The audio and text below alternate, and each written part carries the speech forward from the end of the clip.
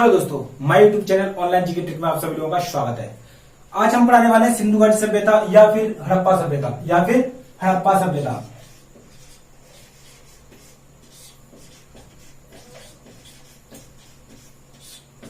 आज का जो टॉपिक है वो बहुत ही हेल्पफुल है परीक्षाओं के लिए और बहुत ही मोस्ट टॉपिक है, जिसमें से हर एग्जाम में कोई ना कोई एक या दो या तीन क्वेश्चन उठ के आते हैं।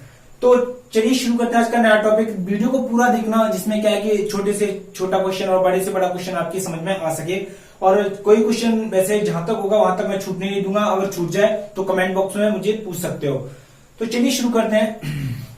तो दोस्तों, हम अगर सिंधु घाटी सभ्यता के बारे में बात करें तो सिंधु घाटी सभ्यता का जो समय काल है उसके बारे में बात करें तो अगर क्वेश्चन बनता है, सपोज है कि सिंधु घाटी सभ्यता की समयावधि कितनी है, तो समयावधि अगर समय के बारे में बात करें तो इसका समय कितना है, 2400 से 1750 ईसा पूर्व। ये ध्यान रखना। अब एक चीज ध्यान रखना, इसमें फोकस करने वाली बात यह है कि 2400 से 1750 ईसा पूर्व ऑप्शन, अगर आपके सामने क्वेश्चन है कि हड़प्पा सभ्यता की समयावधि कितनी है, तो आपको ये ऑप्शन में दे दिया गया होगा। ये दो तरीके से दिया होगा ये ऑप्शन। एक तो होगा 2400 से 1750 ईस्वी, एक होगा 2400 से 1750 ईसा पूर्व। लेकिन आपको टिक किस पे करना है, ईसा पूर्व वाले पे। ये ध्यान रखना कि जल्दी में गलत क्वेश्चन ना करके आए। ध्यान रखना, ईसा पूर्व और ईस्वी को जरूर देख लें। तो इसका जो समयावधि है वो 2400 से 1750 ईसा पूर्व है। अब इसके देश फैलाव की बात करें कि ये कितने देशों में फैली हुई है सिंधु घाटी सभ्यता, तो ये कितने देशों में फैली हुई है, 3 देशों में फैली हुई है। पहला आता है तुम्हारा भारत, दूसरा आता है तुम्हारा अफगानिस्तान, तीसरा आता है तुम्हारा पाकिस्तान। ये 3 देशों में फैली हुई है। वैसे इनको याद कराने की ट्रिक एक ही है, BAP यानी बाप। ये 3 देशों में फैली हुई है। बाप यानी B से भारत, A से अफगानिस्तान, P से पाकिस्तान। ये ध्यान रखना। वैसे हमारे पड़ोसी देश है तो किसी को याद करने की जरूरत नहीं है, वो सभी को याद है कि जो हड़प्पा सभ्यता वो 3 देशों में फैली हुई है, भारत, अफगानिस्तान और पाकिस्तान। अगर याद ना हो तो बाप के नाम से याद करना, B से भारत, A से अफगानिस्तान, P से पाकिस्तान। ध्यान रखना। अब इसके क्षेत्रफल की बात करें, देश तो हमने क्लियर कर लिया कि देश हमारे 3 है और इसके समयावधि भी क्लियर होगी हमारी कि 2400 से 1750 ईसा पूर्व है। अगर इसके क्षेत्रफल की बात करें तो क्षेत्रफल इसका क्या है, 12,99,600 वर्ग किलोमीटर। कितना है, 12,99,600 वर्ग किलोमीटर। इसका क्षेत्रफल की बात करें तो कितना है, 12,99,600 वर्ग किलोमीटर। लेकिन इसका क्षेत्रफल दो तरीके से, राजस्थान बोर्ड इसका क्षेत्रफल कुछ और मानती है। राजस्थान बोर्ड क्या मानती है,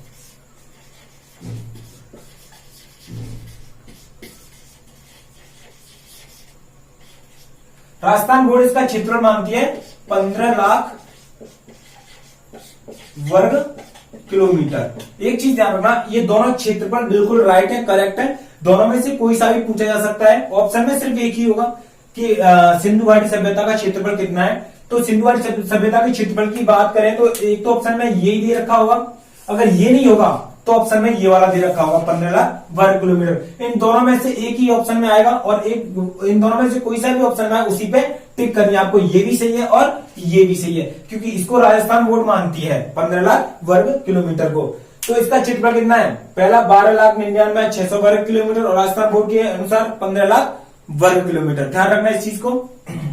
इसकी आकृति के बारे में बात करें, आकृति के बारे में बात करें तो इसकी आकृति है त्रिभुजाकार। कैसी है, त्रिभुजाकार, त्रिभुजाकार, त्रिभुज के समान। देखो कैसे, किस तरीके से इसकी आकृति कुछ इस तरीके से है, ऐसे कुछ इस तरीके से।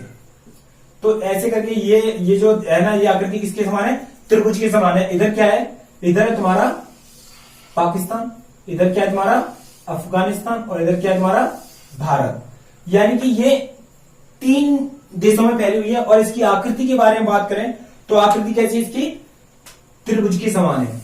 कैसी है, त्रिभुज के समान। ओके, क्लियर यहां तक, किसी को कोई प्रॉब्लम, चलो आगे चलते हैं।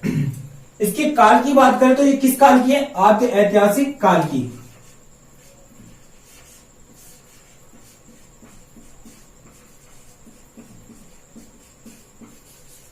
आद्य ऐतिहासिक काल की ये एक कांस्ययुगीन सभ्यता है। सिंधु घाटी सभ्यता एक कांस्ययुगीन सभ्यता भी है।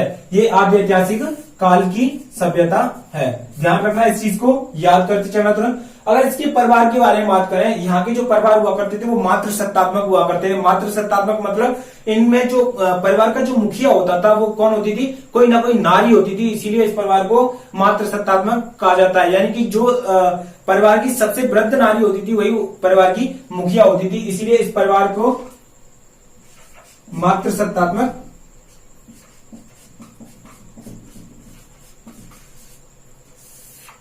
कहा गया। ठीक है, यहाँ के जो परिवार हुआ करते थे वो कैसे होते थे, मातृ सत्तात्मक। कैसे होते थे, मातृ सत्तात्मक, क्योंकि इन पर किसका राज होता था, माता या फिर जो घर में वृद्ध सबसे उम्र में बड़ी होती थी उनका इन पर शासन होता था, वही परिवार की मुखिया होती थी। इसके बाद आती है इसकी खोज। अगर इसकी खोज के बारे में पूछा जब बात करें तो इसकी खोज कैसे हुई थी कि 1826 ईस्वी में 1826 ईस्वी में चार्ल्स मैनसन ने जब ये हड़प्पा नामक स्थान पर पहुंचे, वहां के हड़प्पा एक गांव है पाकिस्तान में, तो वहां पे क्या है कि वहां के जो लोग खुदाई करते थे खुदाई में ईंटें निकलती थी, तो वहां पे ये चार्ल्स मैनसन जी गए और उन्होंने जब देखा लोगों को ईंट निकालते हुए तो उन्होंने अंदाजा लगाया कि यहाँ पे कोई ना कोई प्राचीन सभ्यता दबी हुई है, लेकिन इन्होंने इतना ज्यादा गौर नहीं दिया, बस जानकारी देके इस बात को यहीं पे रोक दिया। फिर आगे चल के दो बर्टन भाई थे जिन्होंने रेल लाइन खोदने का काम किया था या रेल लाइन बिछाने का काम कर रहे थे, जो कब कर रहे थे 1853 से 1856 तक। कितने तक, 1853 से 1856 तक रेल लाइन बिछाने का काम कर रहे थे। दो बर्टन भाई थे, उनका नाम था, एक तो था जॉन बर्टन, एक था विलियम बर्टन।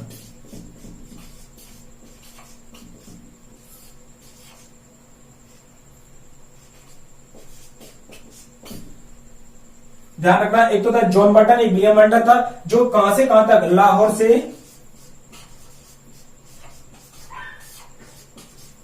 कराची के मध्य, लाहौर से कराची के मध्य क्या रेल लाइन बिछाने का काम कर रहे थे। कब, 1853 से 1856 तक। तब इन्होंने जब रेल लाइन के लिए खुदाई का काम हुआ तो वहां पे ईंटें निकली, तो इन्होंने उस पर फोकस किया और इन्होंने इस सभ्यता की जानकारी दी। अगर इसका मोस्ट परफेक्ट क्वेश्चन पूछा जाए कि जॉन बर्टन और विलियम बर्टन ने हड़प्पा सभ्यता की जानकारी कब दी, या तो ऑप्शन में 1853 से 1856 आएगा तो इस पे टिक करना है, अगर नहीं आएगा तो ऑप्शन में खाली 1856 आएगा। कितना आएगा, 1856 आएगा, उस पर टिक करना है। ये आपका राइट आंसर है, ना कि 1853। ध्यान रखना इस चीज को, 1856 में इन्होंने क्या दी, इसकी जानकारी दी। ठीक है, यहां तक क्लियर, कोई प्रॉब्लम। इसकी खोज इस तरीके से हुई थी, खोज यानी कि 1826 ईस्वी में चार्ल्स मैनसन ने हड़प्पा नामक स्थान पर जाकर वहां के लोग जब ईंटों की खुदाई मतलब जब कोई खुदाई करते थे वहां पे ईंटें निकलती थी, तो इससे इन्होंने पता लगाया कि यहाँ पे कोई ना कोई प्राचीन सभ्यता दबी हुई है, लेकिन इन्होंने इसकी इतनी जानकारी देके वहां पे कोई भी शोध नहीं किया, यानी यहाँ की कोई भी खुदाई नहीं की और इस बात को यहीं पे छोड़ दिया। बाद में जब रेल लाइन खुदाई का काम 1853 से 1856 तक दो बर्टन भाई थे, जॉन बर्टन और विलियम बर्टन, इन्होंने जब खुदाई का काम किया तो जब कहां से, लाहौर से कराची तक कर रहे थे ये, तब इन्हें कुछ ईंटें और कुछ वस्तुएं मिली जिससे इन्हें लगा कि यहाँ पे कोई ना कोई सभ्यता दबी हुई है और इन्होंने इसको प्रकाश में लाने का काम किया। तो अगर क्वेश्चन बनता है कि हड़प्पा सभ्यता को प्रकाश में लाने का श्रेय किसे दिया जाता है, तो इन दोनों बर्टन भाइयों को दिया जाता है। किन किन को, जॉन बर्टन और विलियम बर्टन को। ध्यान रखना इस चीज को, प्रकाश में लाने का श्रेय किसे दिया जाता है, जॉन बर्टन और विलियम बर्टन को। इन्होंने कब हड़प्पा सभ्यता की जानकारी कब दी थी, 1856 ईस्वी में, और चार्ल्स मैनसन ने कब दी थी, 1826 ईस्वी में। ध्यान रखना, इनमें कंफ्यूजन नहीं होनी चाहिए दोनों में। चार्ल्स मैनसन ने दी थी 1826 में और जॉन बर्टन विलियम बर्टन ने दी थी 1856 में। क्लियर यहां तक, कोई प्रॉब्लम। चलो आगे चलते हैं। अब इनकी लंबाई चौड़ाई के बारे में बात करें तो इनकी लंबाई देखो, पूर्व में आलमगीरपुर से लेकर के पश्चिम में सुतका गेंडोर तक है, यानी कि पूर्व में आलमगीरपुर से लेकर के पश्चिम में सुतका गेंडोर तक इसकी लंबाई है। और इसकी चौड़ाई के बारे में बात करें तो उत्तर में मादा से लेकर के दक्षिण में क्या है, दैमाबाद। दक्षिण में क्या है, दैमाबाद। ये चीज ध्यान रखना। पूर्व में आलमगीरपुर। अब आलमगीरपुर के बारे में बात करें तो आलमगीरपुर के पास कौन सी नदी बहती है, हिंडन नदी बहती है। कौन सी बहती है, हिंडन नदी।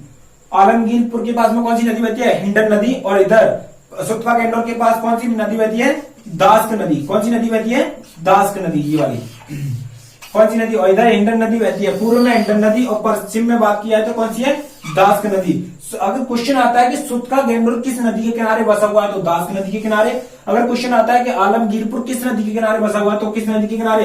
हिंडन नदी के किनारे। यहां तक क्लियर। और इसकी जो चौड़ाई की बात करें तो इसकी चौड़ाई है 1600 किलोमीटर, यानी पूर्व से पश्चिम तक की इसकी चौड़ाई है 1600 किलोमीटर। ये ध्यान रखना, यहां से लेके यहां तक की जो चौड़ाई है इसकी कितनी है? 1600 किलोमीटर। कितनी है?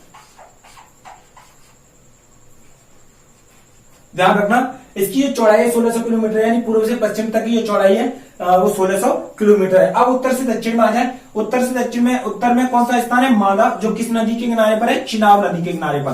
किस नदी के किनारे पर है? चिनाब नदी के किनारे पर। और दक्षिण में कौन सा है? दैमाबाद। दक्षिण में कौन सा है? दैमाबाद। दैमाबाद वो कौन सी नदी के किनारे है? प्रवरा नदी के किनारे पर है। किस नदी के किनारे पर? प्रवरा नदी के किनारे पर। इनके जो अगर क्वेश्चन इस तरीके से भी पूछा जा सकता है कि मालदा किस नदी के किनारे पर स्थित है तो चिनाब, और दैमाबाद किस नदी के किनारे स्थित है तो प्रवरा। ठीक है, यहां तक क्लियर। अगर इसकी चौड़ाई के बारे में बात करें, यहां से यहां तक की जो लंबाई है वो कितनी है इसकी? 1400 किलोमीटर। कितनी है? 1400 किलोमीटर। इनकी जो लंबाई है 1400 किलोमीटर है। यहां से यहां तक की जो लंबाई कितनी है? 1400 किलोमीटर। ये ध्यान रखना। यहां तक क्लियर? किसी को कोई प्रॉब्लम नहीं? चलो आगे चलते हैं।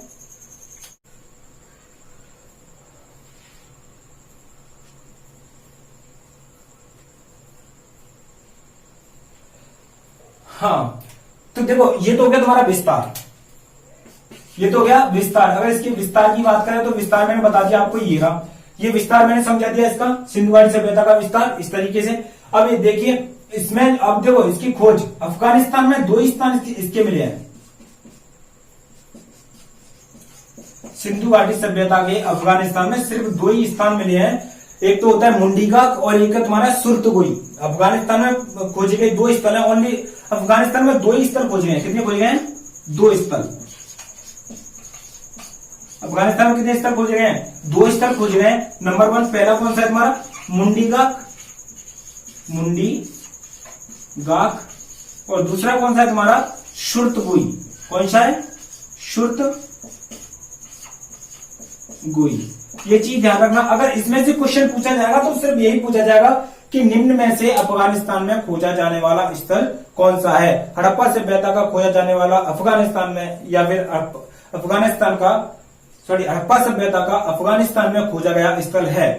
तो इनमें से कोई एक नहीं दिया जाएगा और उनमें से आपको टिक करना होता है। तो इन दोनों स्थलों को याद करना, बाकी इसमें से और कुछ याद नहीं करना है आपको कि अफगानिस्तान में खोजे गए 2 ही स्थल हैं, एक तो तुम्हारा मुंडीगाक और दूसरा तुम्हारा सुरतगुई। इनको बस याद कर लेना। विस्तार के बारे में बात करिए तो ये इसका विस्तार 1600 और 1400 किलोमीटर। ठीक है, और इनके पूर्व पश्चिम उत्तर दक्षिणी मैंने आपको बता दिए।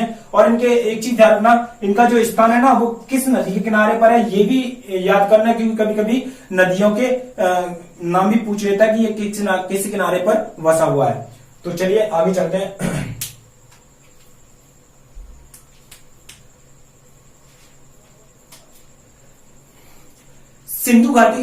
सिंधु घाटी सभ्यता के लगभग अब तक 1500 स्थल खोजे जा चुके हैं। कितने? 1500 स्थल खोजे जा चुके हैं। लेकिन स्वतंत्रता के बाद, पहले क्या था कि पाकिस्तान भारत का ही अंग था, लेकिन बाद में स्वतंत्रता के बाद, यानी कि स्वतंत्रता के बाद जो सबसे ज्यादा स्थल खोजे गए थे वो कहां पे खोजे गए थे?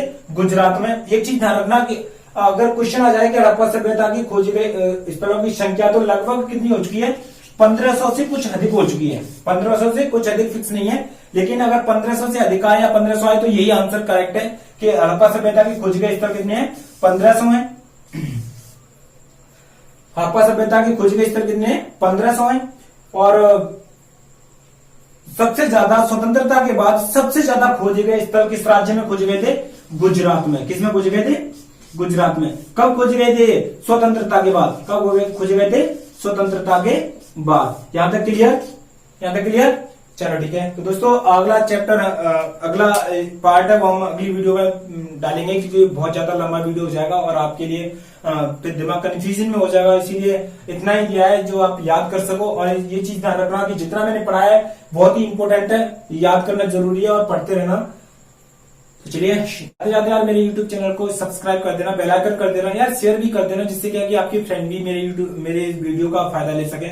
और किस तरीके से हड़प्पा सभ्यता के बारे में बताया है और वो आपको समझ में भी आएगा। मैं आशा करता हूँ, उम्मीद करता हूँ कि आपको समझ में भी आए। So thank you.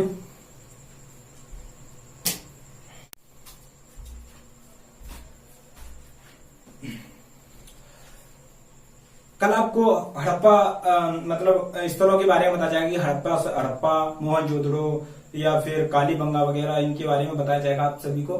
तो कल की वीडियो का वेट करते रहिए और इस वीडियो को देखिए, जिससे क्या है कि आपको कुछ नया मिले या फिर आपकी जो हड़प्पा सभ्यता वो कंप्लीट हो। जो आपके क्वेश्चन छूट गए हो या मुझसे छूट गए हो वो कमेंट बॉक्स में पूछ सकते हो। Thank you.